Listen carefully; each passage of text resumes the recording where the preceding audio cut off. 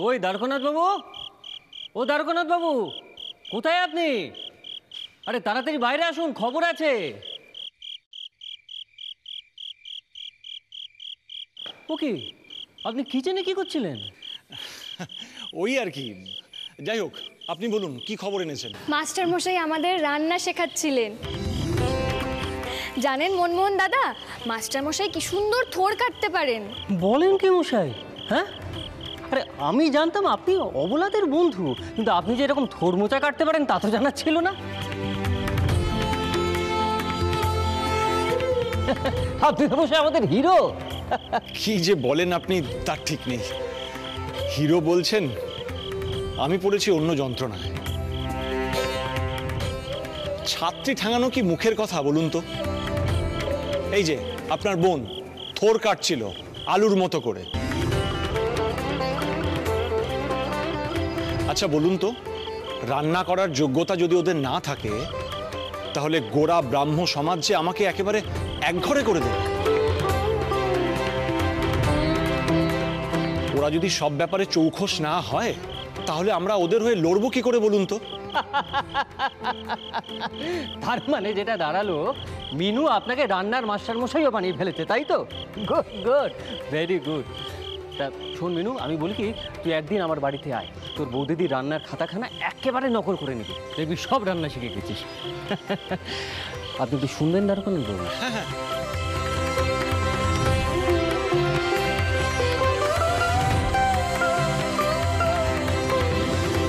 আচ্ছা, কত জিনিস একসঙ্গে শেখা যায় বলো তো? সিঁড়ি ভাঙা অঙ্কখানাই এখনো ঠিক করে আয়ত্ত করে উঠতে পারলাম না, এর মধ্যে আবার রান্নাও। তুমি তো তাও খুশের কাজ ভালোই পারো, সেটা দেখলাম। আমার তো সেগুলো নেই। তিনি বিলেত থেকে ফেরার পর আমি কি যে করব। তোমার তিনি বুঝি বিলেতে থাকেন? তিনি একজন বড় পণ্ডিত, শুনছি শীঘ্রই আসবেন। জানো ভাই, আমার ভয়ে বুকটা কাঁপছে। আগে একরকম ছিল, তিনি তো আমার বাবার ছাত্র ছিলেন, আর তারপর বিরাট বড় পণ্ডিত হয়ে গেলেন। মাস্টারমশাইরা ওনাকে চেনেন, তিনি ওই একসঙ্গে সব কাজকর্ম করেন। তাহলে আর তুমি ভয় পাচ্ছ কেন?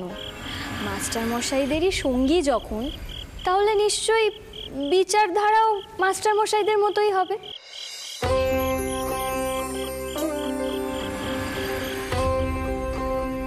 সত্যি, আমি যত ভাবি অবাক হয়ে যাই। সবাই কেন মাস্টার মশাইয়ের মতো করে ভাবে না বলো তো? কি সুন্দর তখন হেসেলে বললেন যে ছাত্রী যদি ঘুড়ি ওড়াতে পারে, তাহলে মাস্টার মশাই রান্না করতে পারবেন না কেন?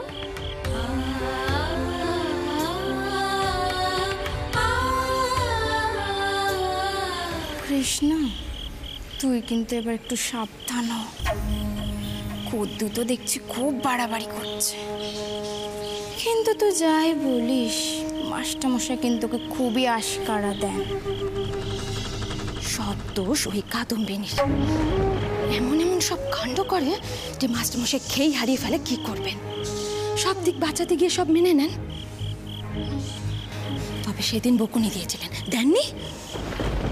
দ্বারকানাথ বাবু, একবার যদি বিশ্ববিদ্যালয় কর্তৃপক্ষের সঙ্গে কথা বলে এন্ট্রান্স পরীক্ষায় বসার অনুমতিখানা নেওয়া যায়, তাহলে কিন্তু অনুদানের অভাব হবে না। সবার আগে হব হাউস সাহেবের সঙ্গে দেখা করতে হবে। তিনি আজকে এক জায়গায় ডিনারে আসছেন, ওখানেই ওনাকে ধরবো। হ্যাঁ হ্যাঁ, চলুন চলুন চলুন। এ কি, তোমরা এখানে দাঁড়িয়ে রয়েছো কেন? কিছু বলবে? মাস্টারমশাই, এখনো রান্না হয়নি, আসলে সকলের খিদে পেয়ে গেছে। ওহো, বুঝেছি বুঝেছি। আসলে আমি আজকে ওদেরকে থোড় কাটা শেখাচ্ছিলাম।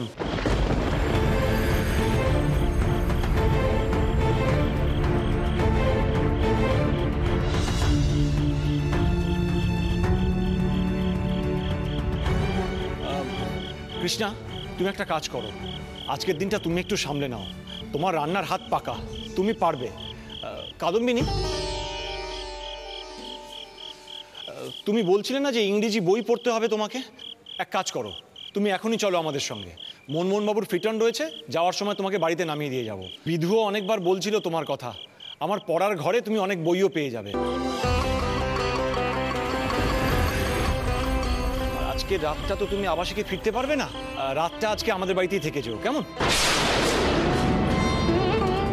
আপনার পরের ঘরে মানে অত বইয়ের মাঝখানে আমি আজকে সময় কাটাতে পারবো? আরে হ্যাঁ রে হ্যাঁ, কাটাতে পারবি, তাড়াতাড়ি কর। আর দ্বারকানাথ বাবুর যে বইয়ের কালেকশন না, সবাই কিন্তু এই সুযোগ পায় না। আজকে ঘড়ির লড়াইয়ে জেতার পুরস্কার। যাও যাও, তাড়াতাড়ি তৈরি হয়েছো, যাও যাও। মনমোহন বাবু চলুন, আমরা অপেক্ষা করি বাইরে, আসুন।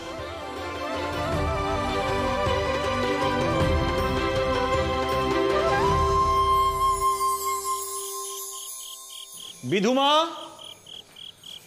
বিধুমা, দেখো কে এসেছে। বিধুমা, আসুন মনমোহন বাবু। হ্যাঁ চলুন চলুন। বাবা মশাই, কাদম্বিনী দিদি।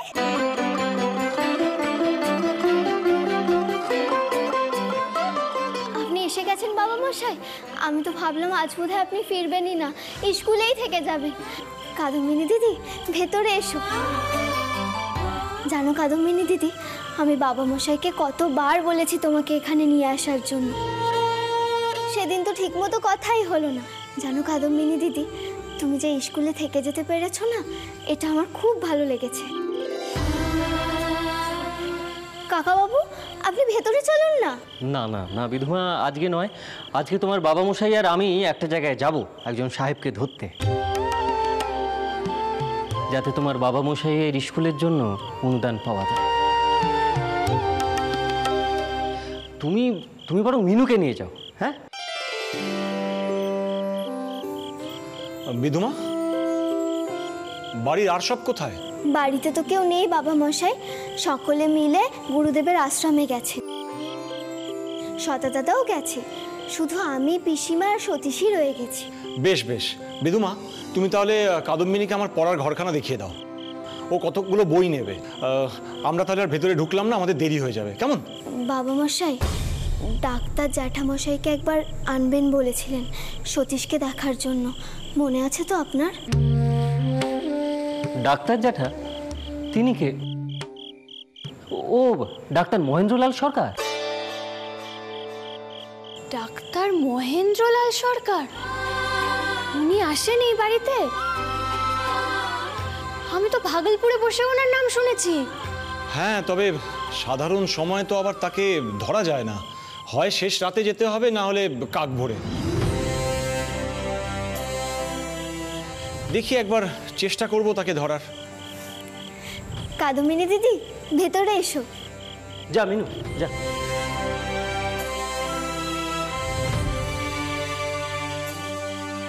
মনমোহনবাবু, হ্যাঁ চলুন তাহলে যাওয়া যাক। হ্যাঁ ও আচ্ছা শুনুন দ্বারকানাথ বাবু, আপনার স্কুল বাড়ির মালিক শঙ্করলাল বাবু, ওনার সঙ্গে আপনার শেষ কবে দেখা হয়েছে বলুন তো? কেন বলুন তো?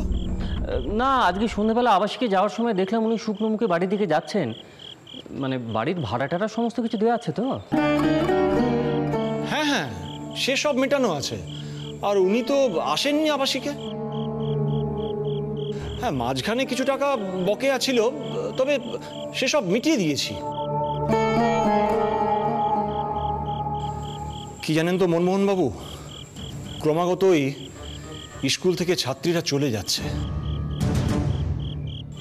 স্কুলখানা চালানোই কঠিন হয়ে যাচ্ছে দিন দিন। যাই হোক, চলুন মনমোহন বাবু, চলুন যাওয়া যাক।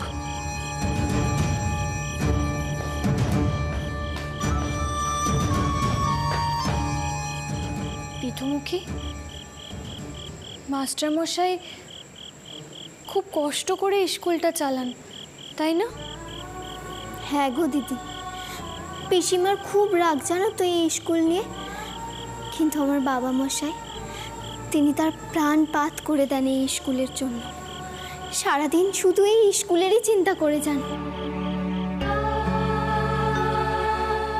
মাস্টারমশাই স্কুলের জন্য এত নিঃস্বার্থভাবে কাজ করে যান।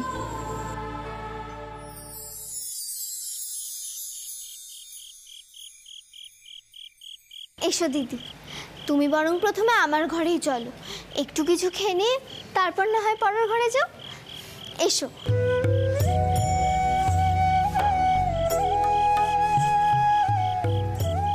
কি হলো, পিসিমাকে খুঁজছো বুঝি? ভয় নেই গো, পিসিমা শুয়ে পড়েছেন। পিসিমা একটু রাগী ঠিকই, তবে মনের দিক থেকে খুব ভালো, জানো তো। আসলে আমার বাবা মশাই ধর্ম পরিবর্তন করে ব্রাহ্ম ধর্ম গ্রহণ করেছেন তো, তাই বাড়ির সকলে না বাবা মশাইয়ের ওপর খুব রেগে আছেন। আচ্ছা তুমিই বলো দিদি, আমার বাবা মশাই যে ধর্ম বিশ্বাস করেন সেই ধর্মই তো গ্রহণ করবেন, এটা কেউ বুঝতেই চায়।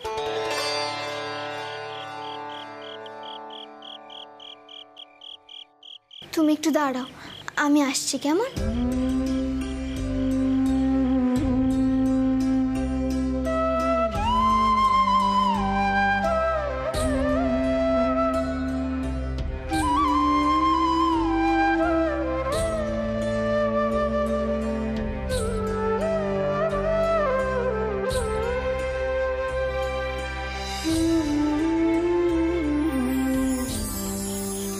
এসো। ও বুঝি তোমার ভাই? হ্যাঁ গো, ওর নাম সতীশ। আসলে ওর শোয়া খুব খারাপ, জানো তো, খালি গায়ের থেকে চাদর ফেলে দেয়, তাই আমাকেই মাঝে মাঝে এসে দেখে যেতে হয়। এসো দিদি, এইদিকে এসো।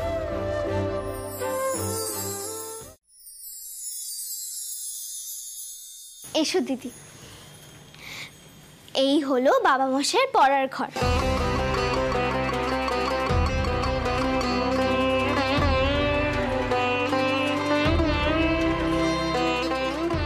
এইখানে বুঝি মাস্টার মশাই রোজ পড়াশোনা করেন না?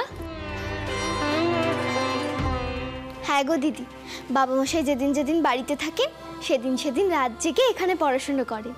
বুঝতে পেরেছি, তাই এত অগোছালো। আমার বাবা মশাইয়ের পড়ার ঘরখানাও না ঠিক এরকম অগোছালো।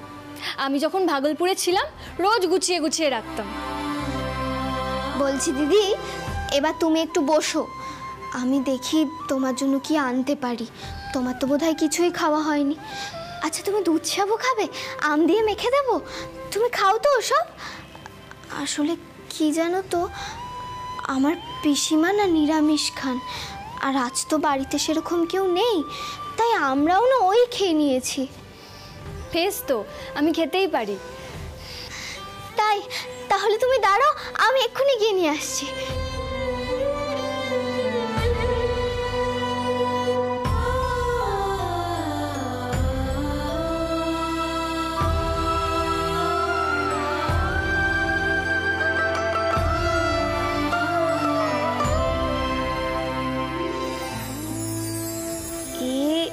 এস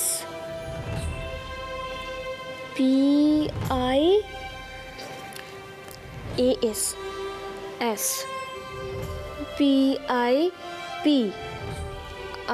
RA রা TION শান aspiration aspiration aspiration aspiration উচ্চাসা,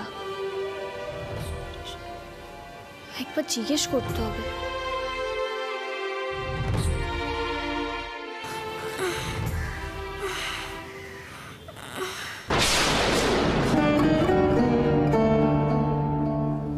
কার আওয়াজ? এভাবে কে ঘুমাচ্ছে?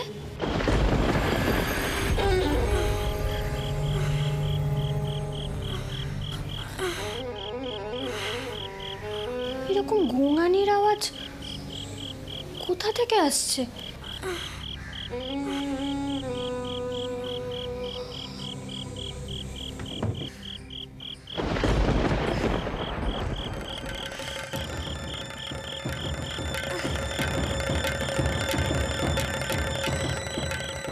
সতীশ,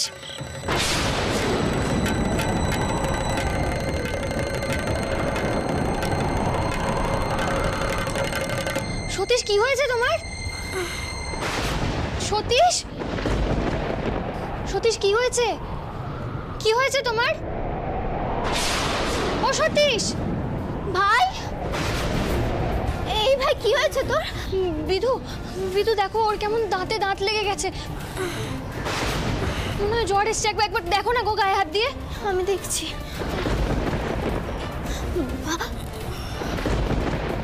এ কি, ওর গা তো জ্বরে পুড়ে যাচ্ছে কাদম্বিনী দিদি।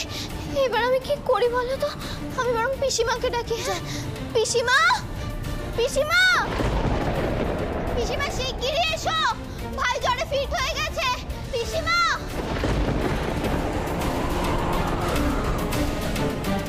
এত জ্বর!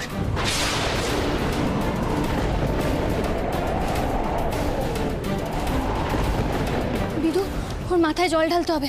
দাঁড়াও, আমি জল নিয়ে আসছি। বিধু, ও বিধু, এত রাতে ডাকোস কেন? এই, তুমি এখানে কি করতেছো? কখন আইলা তুমি?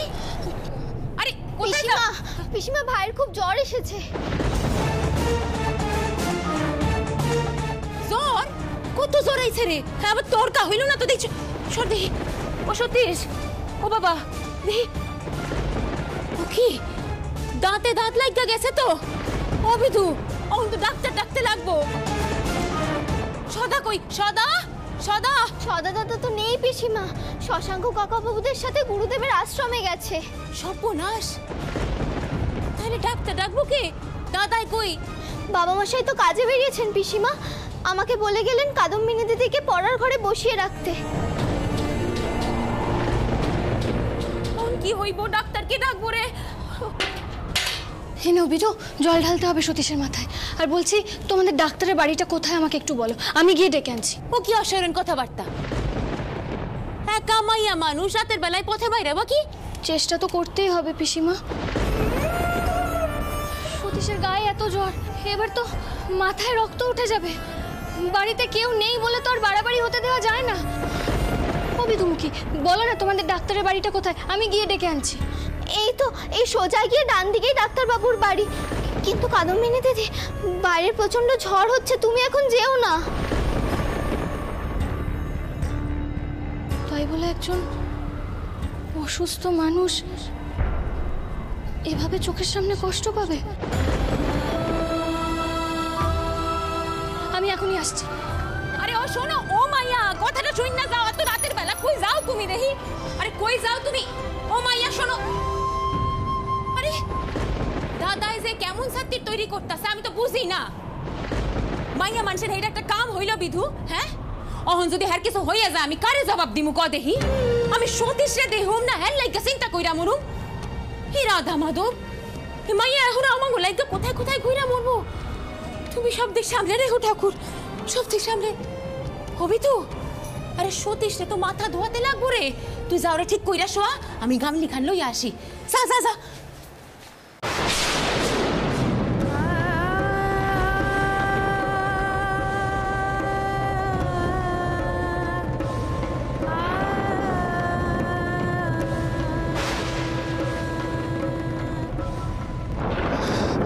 বিধু, পেলাম না, কাউকে পেলাম না জানো। রজনী ডাক্তারবাবু বাড়িতেই নেই। সতীশ এখন কেমন আছে? বিধু, ওরে একটু চুপ কইরা বইতে ক। মাইয়া মানুষেরা তো অস্থির পান হন ঠিক না। জ্বর বাদুরে রাত্রিরে একা মাইয়া মানুষ কখনো ঘরের বাইরে বাইর হয়? কোনো কাণ্ডিক জ্ঞান নাই? এখন আমি ঘরে যাইতাছি, সারা রাত সতীশের লাইগা জব করুম, যেন পোলাডার কোনো বাড়াবাড়ি না হয়। হ্যাঁ, কি এই পোলাডারে লইয়া চিন্তা শেষ নাই, তার মধ্যে এই মাইয়া একা রাতের বেলা পথে ছুট দিলা।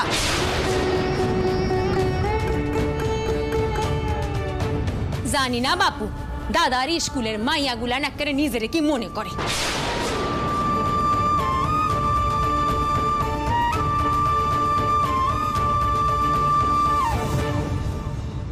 কাদম্বিনী দিদি, তুমি না পিসিমার কথায় কিছু মনে করো না। হ্যাঁ, আসলে পিসিমার কথা ধরনি না একটু ওরকম, তুমি আবার এসব কথা ধরো না। না না, আমি কিছু মনে করিনি। তুমি তো নিজেই দেখেছো আমার মা আমাকে আমার স্বভাবের জন্য কিভাবে বকা দেন।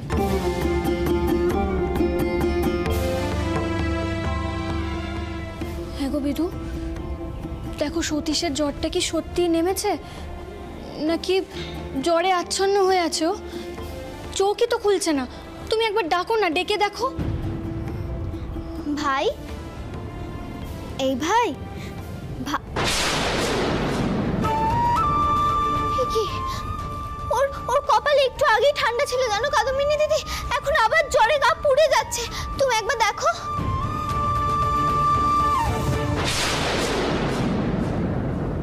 এখনো জ্বর নামেনি মানে এবার কিন্তু গায়ে জল ঢালতে হবে।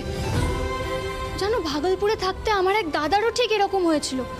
তখন যেই ডাক্তারবাবু এসেছিলেন তিনি জ্বরের মধ্যেই স্নান করিয়েছিলেন, তারপরই জ্বরটা নেমে গেছিল। কিন্তু কাদম্বিনী দিদি, ভাইরা তো জ্বরের মধ্যে ওকে স্নান করাবো কি করে? মাথায় জল ঢালার সঙ্গে সঙ্গে শরীরটাও ঠান্ডা করতে হবে। এক কাজ করো, তুমি ওকে একটু উঠিয়ে বসাও, আমি আর তুমি ধরাধরি করে ওকে বারান্দায় নিয়ে যাই। চলো। ভাই যেতে পারবে না কাদম্বিনী দিদি, ওকে নিয়ে যেতে হবে। ভাই তো হাঁটতে পারে না।